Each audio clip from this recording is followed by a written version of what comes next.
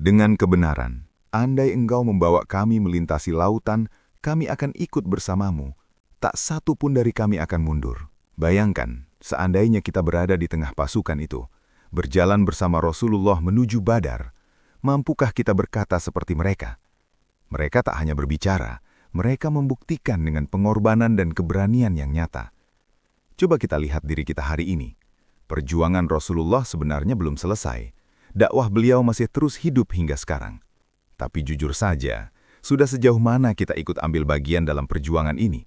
Bahkan untuk hal sekecil sholat pun, kadang kita masih bersembunyi di balik berbagai alasan.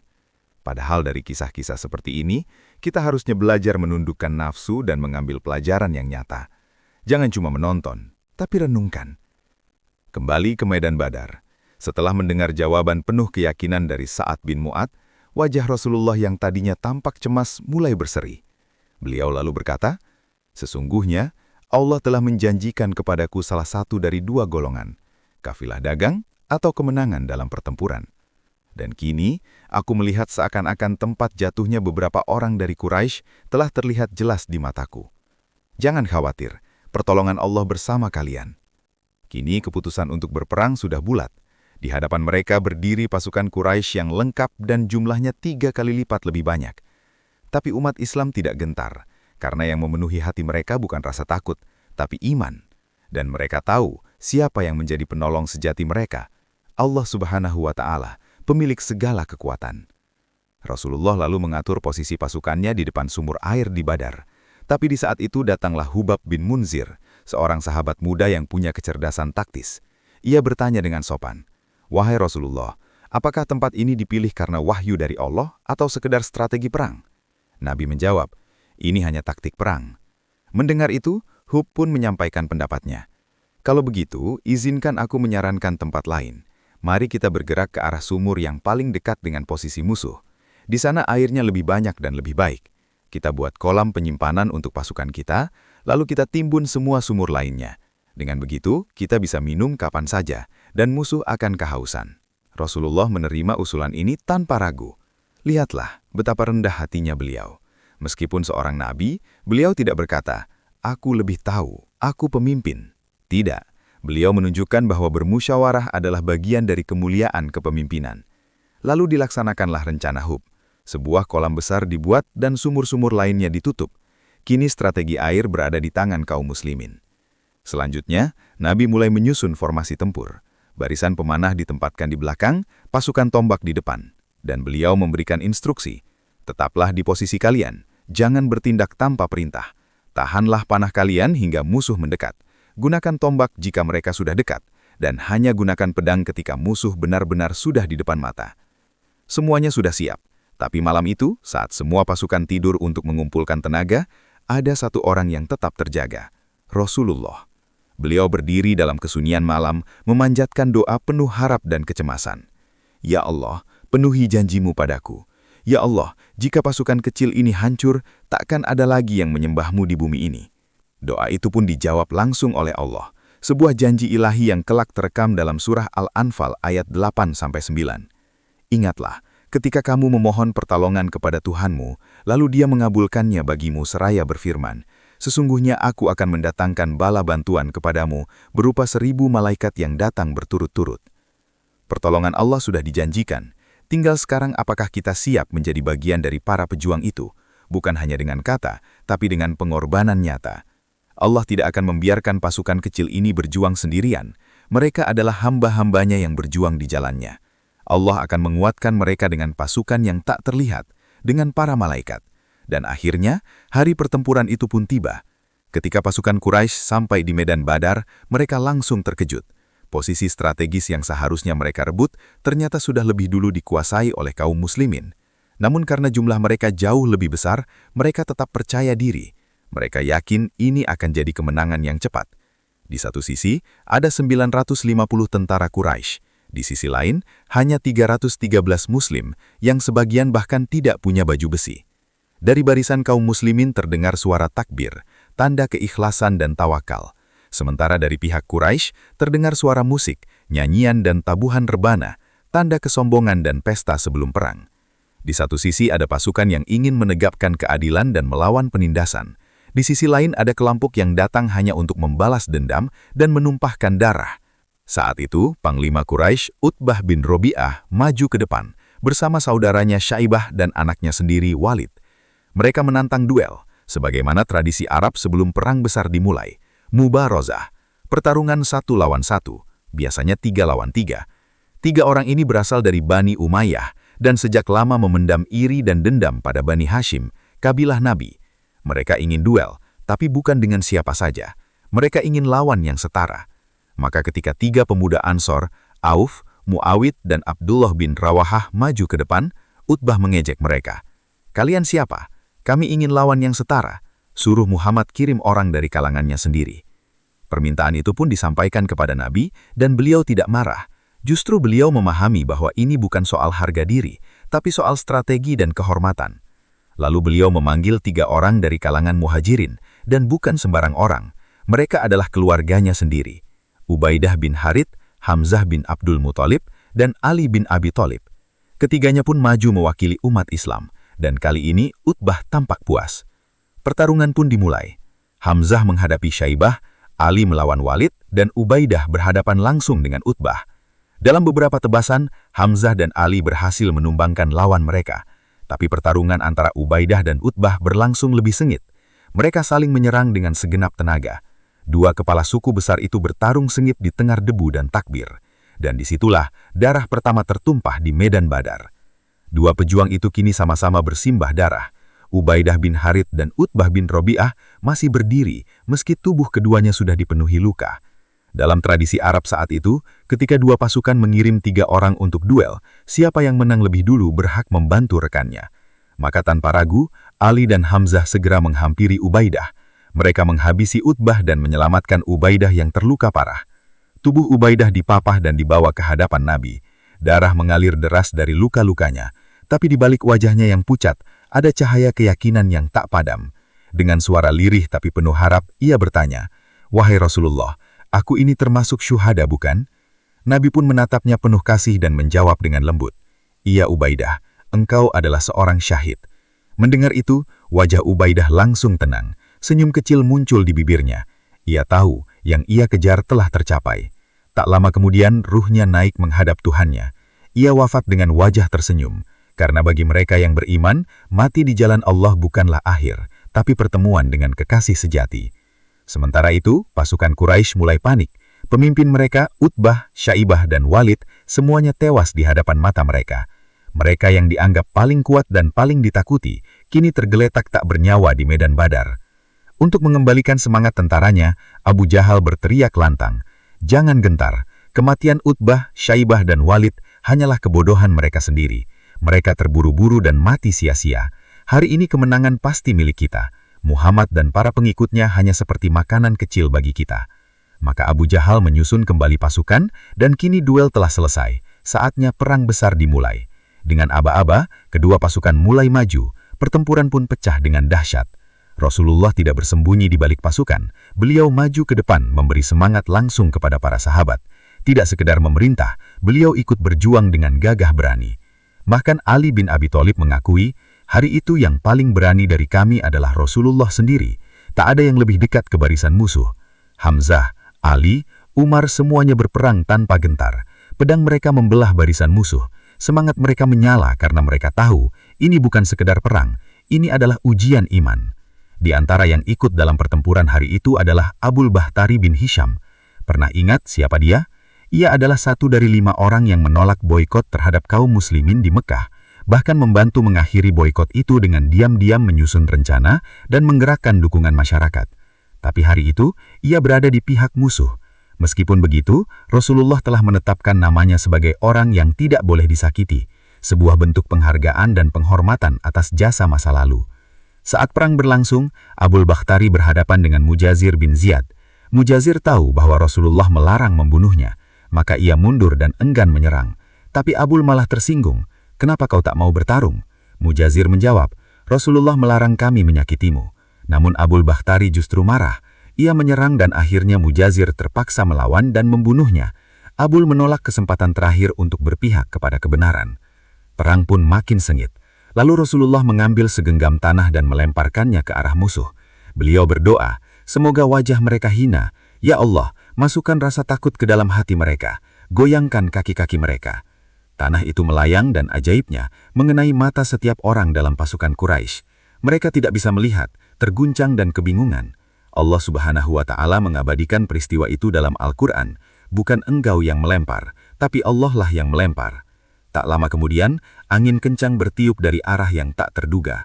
Debu tebal menyelimuti medan perang. Musuh kehilangan arah. Lalu angin kedua datang dan yang ketiga pun menyusul. Janji Allah sedang ditepati. Saat mereka bersabar, saat mereka berserah, Allah kirim pertolongan yang tak tersangka. Allah telah mengirimkan malaikat-malaikatnya untuk membantu. Pasukan musyrik tiba-tiba terkejut. Mereka mengira hanya menghadapi pasukan kecil berjumlah 300 orang, tapi kenyataan di medan perang jauh berbeda. Pasukan kaum muslim Dengan kebenaran, andai engkau membawa kami melintasi lautan, kami akan ikut bersamamu. Tak satu pun dari kami akan mundur. Bayangkan, seandainya kita berada di tengah pasukan itu, berjalan bersama Rasulullah menuju Badar, mampukah kita berkata seperti mereka? Mereka tak hanya berbicara, mereka membuktikan dengan pengorbanan dan keberanian yang nyata. Coba kita lihat diri kita hari ini. Perjuangan Rasulullah sebenarnya belum selesai. Dakwah beliau masih terus hidup hingga sekarang. Tapi jujur saja, sudah sejauh mana kita ikut ambil bagian dalam perjuangan ini? Bahkan untuk hal sekecil sholat pun, kadang kita masih bersembunyi di balik berbagai alasan.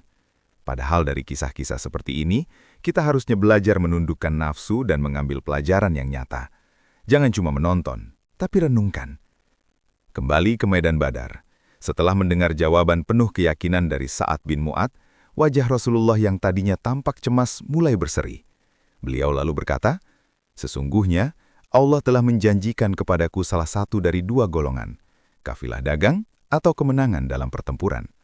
Dan kini, aku melihat seakan-akan tempat jatuhnya beberapa orang dari Quraisy telah terlihat jelas di mataku.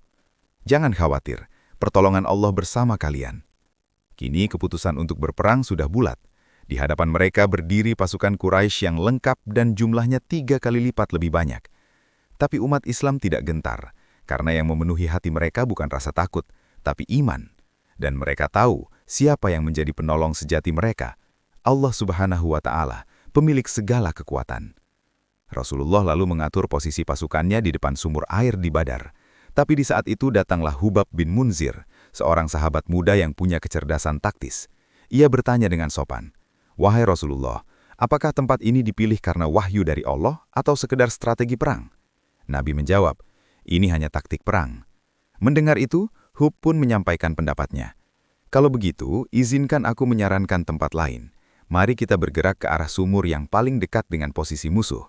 Di sana airnya lebih banyak dan lebih baik. Kita buat kolam penyimpanan untuk pasukan kita, lalu kita timbun semua sumur lainnya. Dengan begitu, kita bisa minum kapan saja, dan musuh akan kehausan." Rasulullah menerima usulan ini tanpa ragu.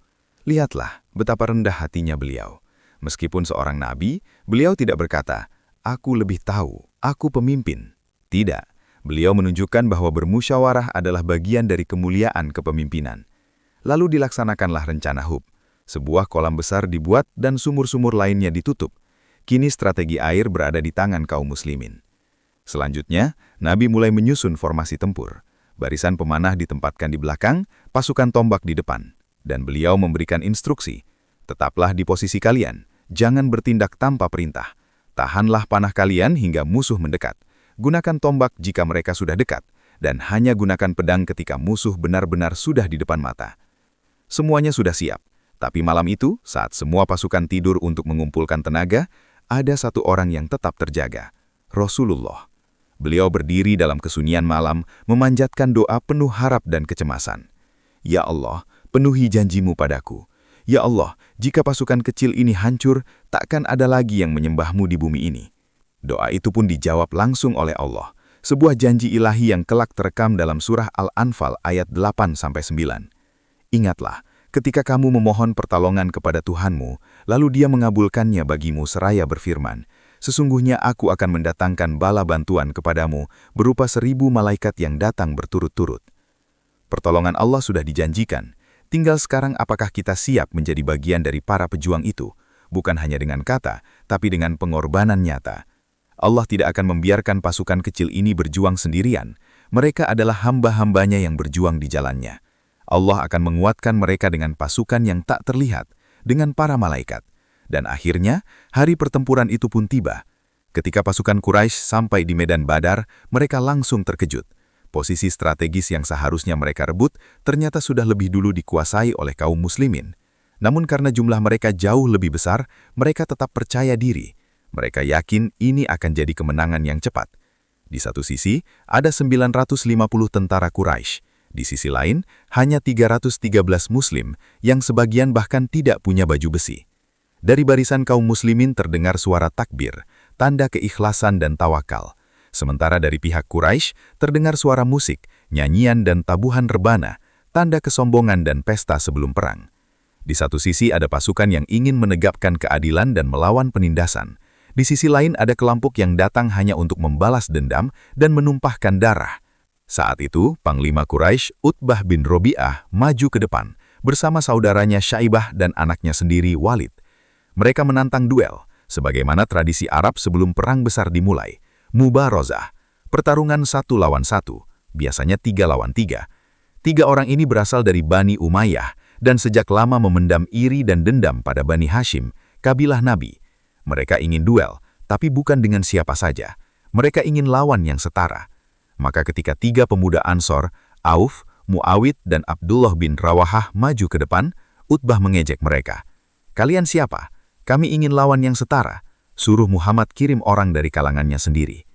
Permintaan itu pun disampaikan kepada Nabi, dan beliau tidak marah. Justru beliau memahami bahwa ini bukan soal harga diri, tapi soal strategi dan kehormatan. Lalu beliau memanggil 3 orang dari kalangan Muhajirin, dan bukan sembarang orang. Mereka adalah keluarganya sendiri. Ubaidah bin Harith, Hamzah bin Abdul Muthalib, dan Ali bin Abi Thalib. Ketiganya pun maju mewakili umat Islam, dan kali ini Utbah tampak puas. Pertarungan pun dimulai.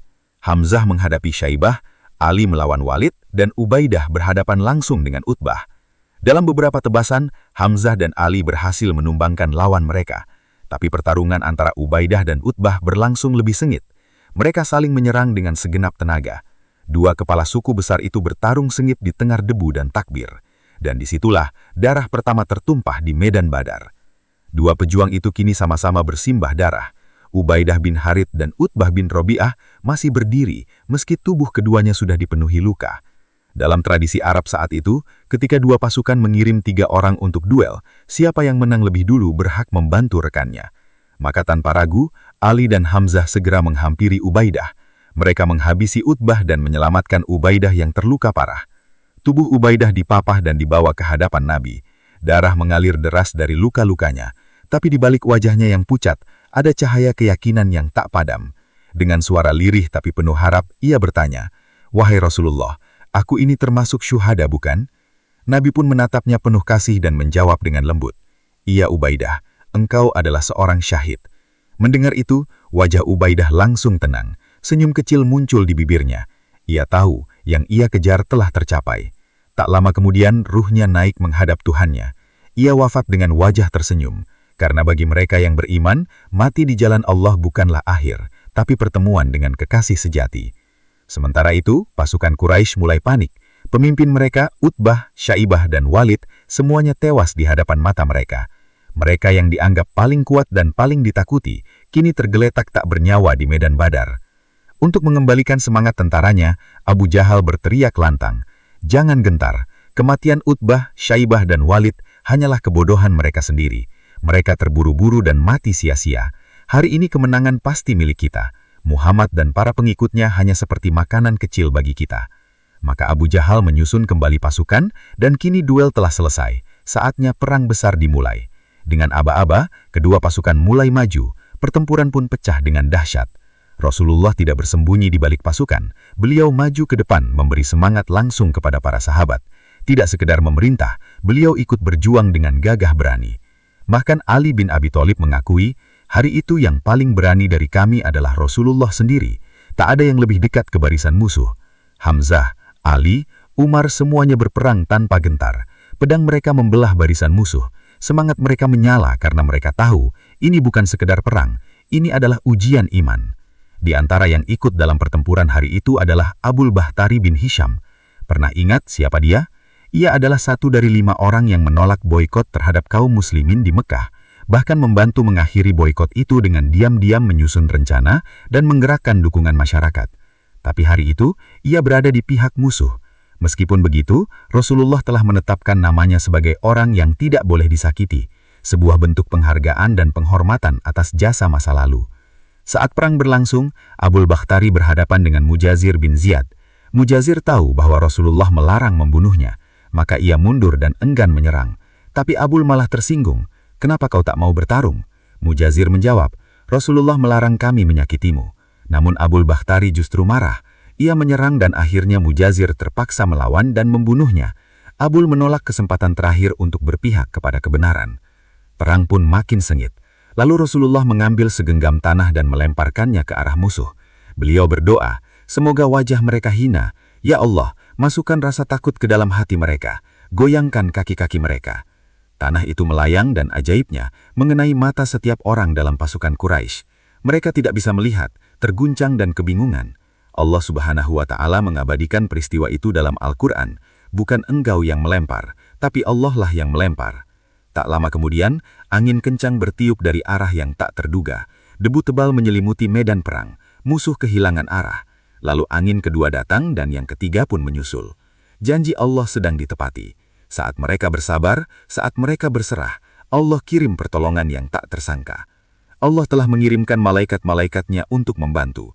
Pasukan musyrik tiba-tiba terkejut. Mereka mengira hanya menghadapi pasukan kecil berjumlah 300 orang, tapi kenyataan di medan perang jauh berbeda. Pasukan kaum musyrik seolah-olah membesar di mata mereka dan kekuatan mereka terasa berlipat ganda. Abu Jahal yang sebelumnya begitu angkuh dan berkata, Muhammad dan para pengikutnya hanya seperti makanan ringan bagi kita. Kini sedang mencari tempat untuk bersembunyi. Keberaniannya hilang. Kini semua pasukan muslim tengah memburunya, berlomba-lomba untuk menjadi orang yang menjatuhkannya. Dua pemuda dari kalangan Ansyar, yaitu Mu'ad dan Muawid, putra dari Afro binti Harith, mendatangi Abdurrahman bin Auf dan bertanya, "Wahai saudaraku, mana Abu Jahal itu?" Abdurrahman bin Auf bertanya balik, "Mengapa kalian mencarinya?" Salah satu dari mereka menjawab dengan penuh semangat, "Kami dengar dia orang yang paling menyakiti Rasulullah. Kami datang untuk membalasnya." Mu'ad lebih dulu menghantam kaki Abu Jahal dengan pedangnya. Ikrimah anak Abu Jahal langsung membalas dan melukai Mu'ad dengan parah. Di tengah kekacauan itu, Abu Jahal berhasil membunuh Muawid. Tapi Mu'ad yang tersisa, meskipun terluka parah, tetap menyerang dengan segenap tenaganya hingga Abu Jahal tersungkur. Mu'ad segera kembali dan melapor kepada Rasulullah bahwa ia telah membunuh Abu Jahal. Rasulullah ingin memastikannya, maka beliau mengutus Abdullah bin Mas'ud untuk mencari mayatnya di antara korban perang. Ternyata Abu Jahal belum mati. Ia masih sekarat. Abdullah bin Mas'ud meletakkan kakinya di lehernya dan berkata, "Wahai musuh Allah, sekarang engkau melihat sendiri bagaimana Allah menghinakanmu, bukan?" Tapi Abu Jahal meski diambang kematian tetap sombong.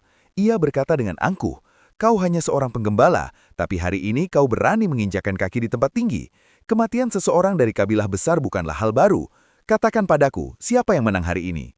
Abdullah bin Mas'ud menjawab dengan tegas, "Kemenangan dan pertolongan adalah milik Allah dan Rasul-Nya." Lalu ia mengakhiri hidup Abu Jahal dengan satu tebasan pedangnya. Apakah kalian tahu siapa Abdullah bin Mas'ud? Ia adalah sahabat yang pertama kali membacakan surah Ar-Rahman secara terang-terangan di hadapan kaum musyrik di Ka'bah, lalu dipukuli sampai nyaris mati. Tapi hari itu, keadaan benar-benar telah berbalik. Ia mengambil pedang milik Abu Jahal dan menggunakannya untuk memberikan pukulan terakhir.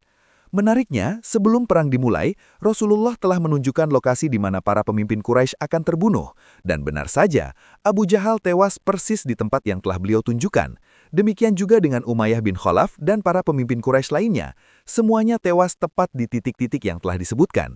Umar bin Khattab bersaksi, "Demi Allah yang telah mengutus beliau sebagai Nabi yang hak, tidak satupun dari kami yang melanggar batas tempat yang telah ditentukan oleh Rasulullah SAW.